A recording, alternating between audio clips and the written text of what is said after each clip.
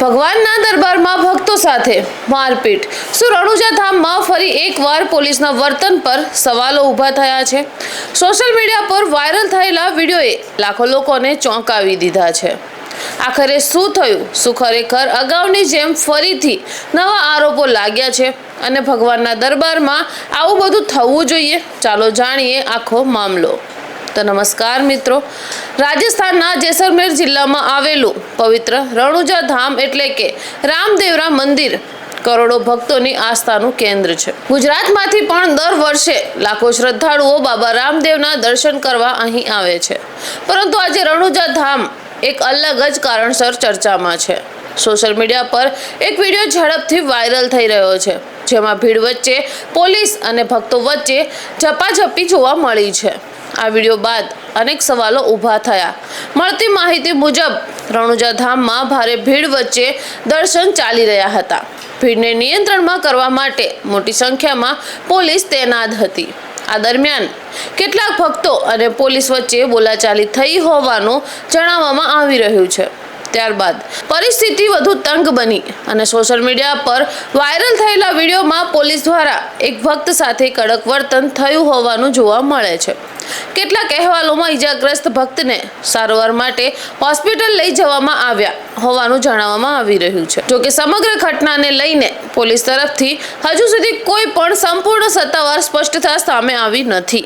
તેથી વાયરલ વિડીયોમાં દેખાતા દરેક દાવાની સ્વતંત્ર પુષ્ટિ થઈ નથી અને આ પહેલી વખત નથી જ્યારે રણુજા ધામ ચર્ચામાં આવ્યું હોય।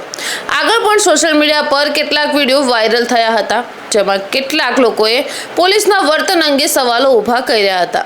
તે સમયે પણ કેટલાક લોકોએ એવો આરોપ લગાવ્યો હતો કે પૈસા આપનાર લોકોને સામાન્ય લાઈન છોડાવીને સીધા દર્શન કરાવવામાં આવે છે, પરંતુ ખૂબ જ મહત્વની વાત છે કે આ પ્રકારના આરોપોની સત્તાવાર પુષ્ટિ થઈ નથી।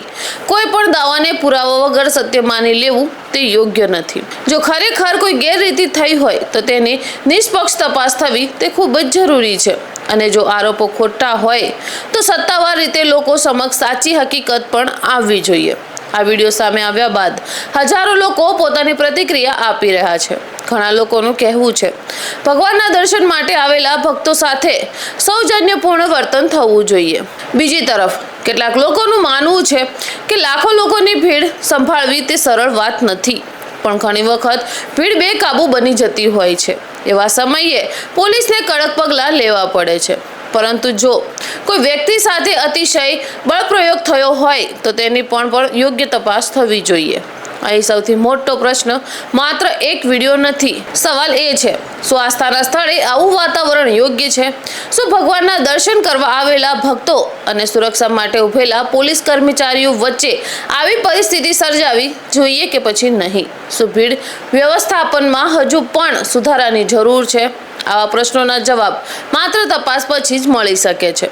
તો મિત્રો, મંદિર માત્ર એક જગ્યા નથી, તે કરોડો લોકોની શ્રદ્ધા અને વિશ્વાસનું કેન્દ્ર છે। અહીં દરેક વ્યક્તિ શાંતિ અને ભક્તિની ભાવના સાથે આવે છે।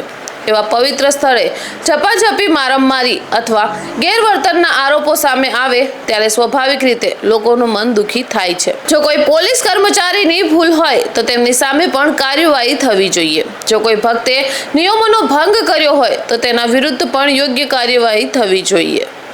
પરંતુ સૌથી મોટી વાત એ છે કે ભગવાનના દરબારમાં કોઈ પણ વ્યક્તિને અપમાનિત અનુભવ ન થવો જોઈએ, કારણ કે ભગવાન માટે બધા જ ભક્તો સમાન હોય છે। આ સમગ્ર મામલે તમારું શું માનવું છે? રણુજા ધામમાં ભીડ વ્યવસ્થામાં વધુ સુધારાની જરૂરત છે? કમેન્ટ કરીને જરૂરથી જણાવજો।